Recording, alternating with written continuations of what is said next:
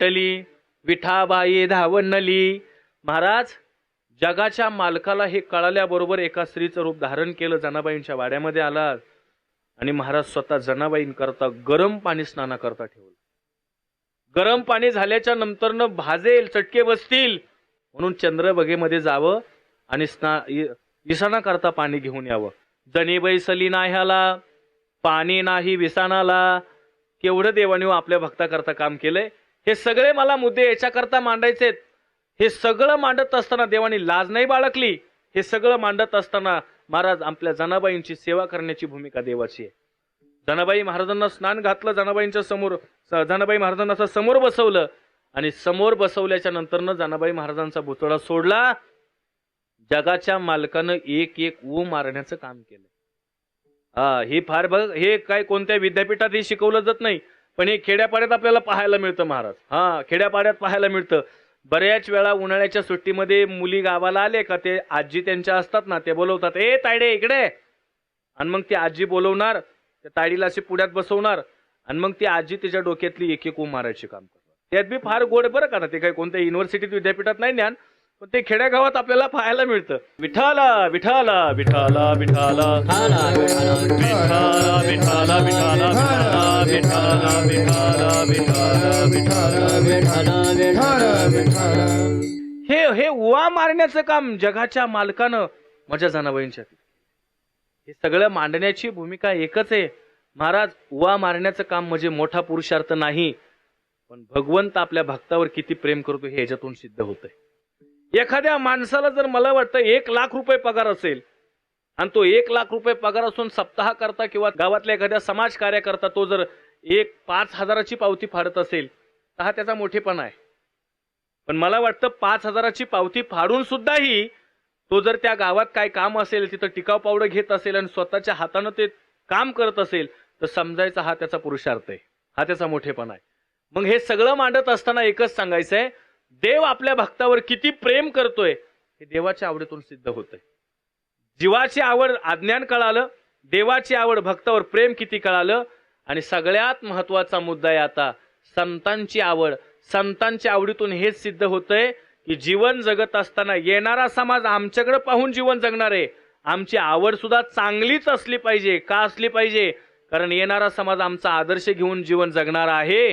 म्हणून संतांची आवड सांगताना श्री संत तुकाराम महाराज आजच्या प्रस्तुत अभंगामध्ये आपली अंतकरणातली आवड अभंगाच्या पहिल्या चरणात सांगतात. आवडे हे रूप गोजिरे सगुण, आवडे हे रूप गोजिरे सगुण, आवडे हे रूप गोजिरे सगुण, आवडे हे रूप गोजिरे सगुण, पाहता लोचन सुखावले, पाहता लोचन सुखावले, आता दृष्टी पुढे ऐसाची तुरा आहे, आता दृष्टी पुढे ऐसाची तुरा आहे.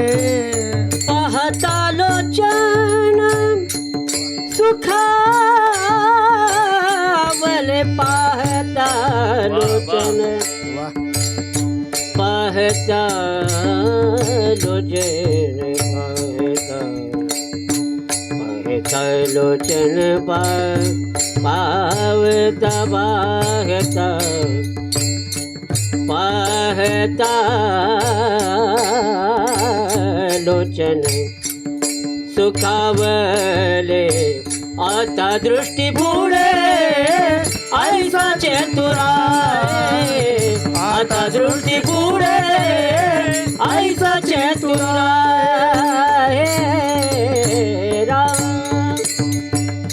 प्रस्तुत अभंगामध्ये तुकोबाराय आपल्या अंतकरणातली आवड व्यक्त करतायत. खरं तर या अभंगातून मला आत्ता एक सांगायचं आहे की खरंच आवड अंतकरणातली सांगत असताना आम्ही कोणाजवळ व्यक्त होतो हे सगळ्यात महत्वाची भूमिका आहे. आम्ही आता काय झालंय माहितीये का, आमचं मन मोकळं करण्याकरता, आमच्या अंतकरणातली आवड सांगण्याकरता आम्ही कुणाजवळ तरी जातोय, आम्ही तिथं व्यक्त होतोय. आमच्या अंतकरणातलं दुःख आम्ही कोणाजवळ तरी मांडतोय, मांडत असताना तो रडून ऐकतोय, पण गंमत अशी आहे तिथून तो उठून गेला ना की दुसऱ्याजवळ जाऊन तो हसून आपली व्यथा मांडतोय. हे का मला मांडायचं? तुकोबारायांनी गावकीला आवड सांगितली नाही बरं का, भावकीला आवड सांगितली नाही. आवड मांडत असताना त्या स्वरूपाची आवड स्पष्टपणे देवाच्या पुढे सांगतात. देवा, आवडे हे रूप. ही आवड का सांगायची आहे? त्याच्या मागचं कारण तुमच्या आमच्या जीवनामध्ये सुद्धा संकट येणार आहेत, तुमच्या आमच्या जीवनामध्ये सुद्धा दुःख येणार आहेत, आनंद येणार आहेत. फक्त व्यक्त होत असताना व्यक्तीसमोरची कोणी पहा. कारण माणसांची सध्या मन संकोचित झालेत. सध्या माणसं टेन्शनमध्ये काय आहेत माहितीये का? दुसऱ्याचं चांगलं कसं काय चाललंय ह्याच्यामुळे टेन्शनमध्ये आहेत. जुन्या काळी एक असं मला ऐकायला म्हणजे वाचायला मिळालं, जुन्या काळी लोक पैशानं गरीब होते, मनानं श्रीमंत होते. जुन्या काळची लोक पैशानं गरीब होते, मनानं श्रीमंत होते. आता लोक पैशानं श्रीमंत झालेत आणि मनाने गरीब झालेत. मला वाटतं ह्या सगळ्या भूमिका मांडताना एक निश्चितपणानं श्री संत तुकाराम महाराजांची जी आवड आहे त्या आवडीतून एकच आदर्श घ्यायचा आहे. आदर्श का संतांचा घ्यायचा आहे माहितीये का? महाराज आदर्श घेत असताना सुद्धा कोणाचा घ्यायचा ही सगळ्यात महत्वाची भूमिका आहे. आदर्शाशिवाय माणूस तयार होतोच नाही. मला वाटतं एखाद्याला कलेक्टर व्हायचं असेल, IAS IPS व्हायचं असेल तर त्याने चांगल्या एखाद्या अधिकाऱ्याचा आदर्श घेतला पाहिजे. आदर्श संतांचा का घेतला पाहिजे? संतांचा आदर्शवतच जीवन तसं आहे. महाराज एक प्रसंग असा आहे, सद्गुरू जोग महाराज वारकरी शिक्षण संस्थेतले गुरुनाम गुरु वैकुंठवासी बंकट स्वामी महाराज. साधूचा आदर्श का घ्यायचा? कारण साधूचं जीवन कर्मप्रधान आहे. साधूचं जीवन कर्मप्रधान आहे. ते कर्म कशा करता करतात माहितीये का? येणारा समाज आमच्याकडे पाहून जीवन जगणार आहे म्हणून आम्हाला चांगलं वागावं लागणार आहे. एखाद्या महाराजाला जर एकादशी असेल ना तर त्यांनी सोडायची नाही बरं का. त्या दिवशी रात्रीची सोडायची नाही, सकाळची सोडायची नाही. त्यांनी एकादशी सोडली हे जर गावातल्या लोकांना कळलं की दुपारी लोक जेवायला बसलेच. आदर्शवत जीवन आहे साधूचं आहे, कर्मप्रधान जीवन साधूचं आहे. हे सगळं मांडत असताना महाराज ज्ञानोबारायांना वारी करण्याची गरज नव्हती, माझ्या तुकोबारायांना वारी करण्याची गरज नव्हती. कारण महाविष्णूचा अवतार सखा माझा ज्ञानेश्वर, म्हणजे ज्ञानेश्वर महाराजांना वारी करण्याची गरज नाही. साक्षात भगवान विष्णू हे ज्ञानेश्वर महाराज हे अवतार आहेत. म्हणे रामेश्वर भट्ट द्विजा, तुका विष्णू नाही दुजा. पण तरी सुद्धा ते म्हणतात काय?